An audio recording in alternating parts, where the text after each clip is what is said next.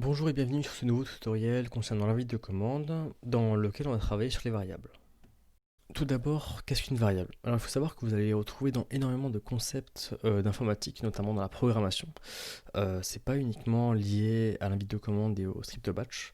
Il s'agit en fait d'une sorte de case mémoire qui possède un nom et à laquelle vous attribuez une valeur. Voilà, pour la définition, vous allez mieux comprendre dans la suite de la vidéo. Pour illustrer tout ça, je ne vais pas commencer dans les scripts batch, mais je vais tout simplement utiliser l'invite de commande parce que ça fonctionne aussi. Et je vais créer ma première variable. Alors pour ça, je vais utiliser le mot-clé set suivi du nom de ma variable, donc que je vais appeler ma variable, et un égal, et puis je vais lui attribuer une valeur. Donc pour nous, ce sera 1 pour débuter. On va lui attribuer un chiffre. Je sais que vous pouvez attribuer une chaîne de caractères, ça marche aussi. Faites attention, je vous déconseille les espaces parce que ça peut vous causer certains problèmes après. Mais retenez surtout le mot-clé set, voilà.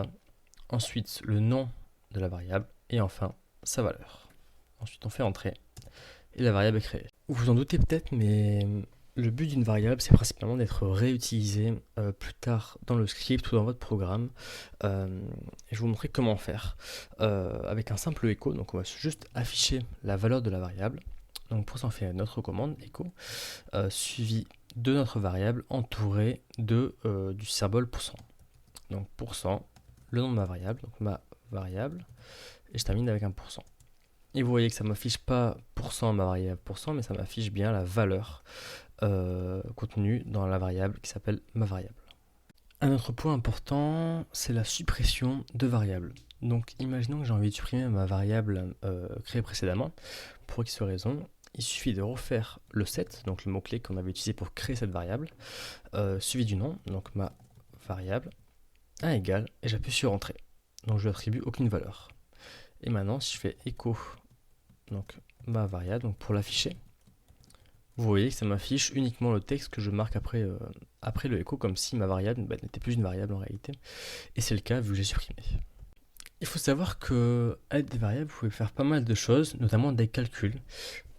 Par exemple, si j'ai envie de faire une addition, on aurait tendance à faire un set.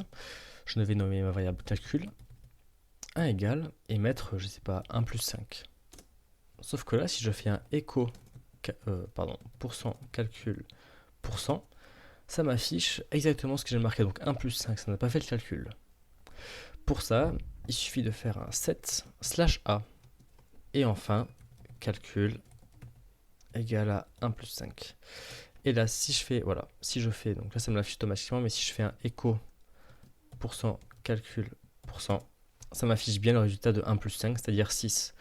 Donc retenez que vous pouvez ajouter des sortes de paramètres en fait après le set.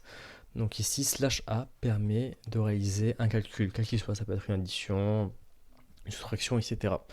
Il y en existe d'autres, et on va en voir un autre tout de suite. Le second paramètre qu'on peut passer au set que je voulais vous présenter, c'est le slash p.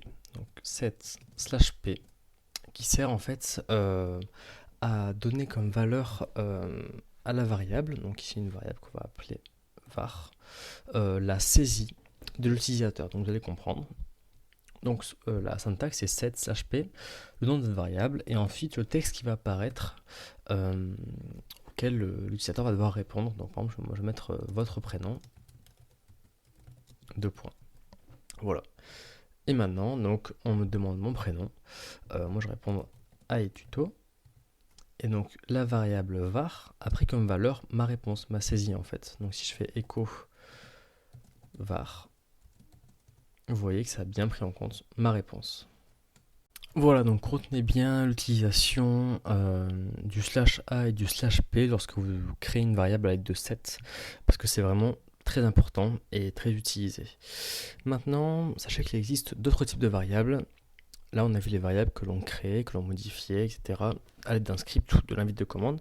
Mais il y a également des variables que l'on appelle variables d'environnement, qui sont propres à chaque PC en fait. Et vous pouvez appeler sans les créer. Par exemple, je vais faire un echo %date, %, et voilà, ça va afficher la date d'aujourd'hui. Donc quand je fais cette vidéo, on est le 15 août 2020. Il y a aussi le echo %time, ça m'affiche l'heure.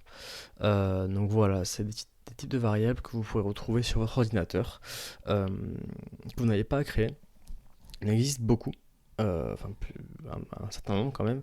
Je ne vais pas vous les présenter forcément dans cette vidéo, parce que je voulais vraiment m'attarder sur les variables que vous pouvez créer vous-même et modifier. Mais si ça vous intéresse, je vous invite à aller sur internet pour faire quelques recherches. Vous allez trouver ça vraiment, vraiment facilement. Ça peut être utile dans certains cas. Mais la vidéo serait vraiment trop longue si je devais vous les présenter un par un. Maintenant qu'on a vu les différents points importants concernant les variables, on va pouvoir appliquer tout ça dans un script. Parce que comme je vous ai dit, on peut l'utiliser directement dans la ligne de commande, mais le plus intéressant, c'est évidemment de le faire dans un programme, dans un script. Donc pour ça, on va commencer par... Je vais faire quelque chose de très simple, un petit script qui me permettra de donner l'addition de deux nombres qu'on aura saisis. Donc on va commencer par un set /p qu'on va appeler nb1. Donc on crée notre première variable qui s'appelle nb1, donc nombre 1. On met un /p parce que c'est l'utilisateur qui va devoir saisir ce premier nombre. On met un égal et on met le texte qui apparaîtra à l'écran. On va mettre votre nombre 1, voilà tout simplement. On va faire pareil avec un nombre numéro 2, donc set /p nb2 égale votre nombre 2. Donc, vous l'aurez compris, l'utilisateur va devoir saisir deux nombres, et ces deux nombres, donc ça donnera les valeurs de nb1 et de nb2. Voilà. Maintenant, il va falloir additionner ces nombres. Pour ça, on va faire un set donc /a pour faire une addition. On va appeler la variable résultat qui est égale à, donc on va utiliser les variables. Vous vous souvenez, pour utiliser des variables, il faut utiliser les pourcents. Donc nb1 donc plus pourcent nb2, encore 1%. Voilà, donc la variable résultat va prendre comme valeur l'addition du nombre 1 et du nombre 2. Et enfin, on va afficher tout ça avec un echo pourcent résultat. Donc, je vous explique une dernière fois ce script. Première ligne, on saisit un nombre qui va donner comme une valeur à nb1, en fait, à la valeur nb1, grâce au /p. Pareil pour le nombre 2. Ensuite, on crée une variable résultat avec le /a, donc c'est-à-dire que le résultat va prendre en valeur une addition, ici du nombre 1 plus du nombre 2. En effet, on réutilise les variables grâce au pourcent. Et enfin, on affiche la variable résultat. On enregistre. Juste une petite information, dans un script, il est possible d'ajouter au tout début, en première ligne, un @echo off. Voilà, donc cette petite ligne sert à ne pas afficher les commandes en fait, c'est-à-dire que ça ne va pas afficher toutes les commandes, ça va uniquement afficher le résultat des commandes. Vous allez comprendre quand je vais exécuter le script. C'est pas le but de la vidéo, c'était juste une petite information pour que vous compreniez pourquoi est-ce que je le mets ici. Et maintenant je vais exécuter mon script, donc script.bat. Donc votre nombre 1, vous voyez que ça n'affiche pas set/p, nb1, etc. Ça m'affiche directement le résultat de la commande. Donc on va faire par exemple 6, votre nombre 2, 8, et ça m'affiche bien la somme. Donc 6 plus 8, ça fait bien 14. Vous voyez que mon script marche parfaitement. C'est un script vraiment basique, c'était juste pour vous montrer et mettre en application donc, ce qu'on a vu dans cette vidéo. Voilà, cette vidéo est terminée, merci beaucoup de l'avoir regardée. Donc vous avez pu apprendre différentes choses par rapport aux variables, notamment comment les créer, donc les modifier, les supprimer et les utiliser à l'intérieur d'un script, ainsi qu'à effectuer différentes opérations avec les variables et à enregistrer une saisie dans une variable encore une fois. Et pour terminer, on a appris à mettre ça en application dans un script. Donc je vous invite fortement à appliquer tout ça par vous-même en fait à l'aide de scripts et aussi dans la ligne de commande si vous préférez pour démarrer, parce que vraiment les variables c'est quelque chose que vous retrouverez partout en informatique et c'est indispensable.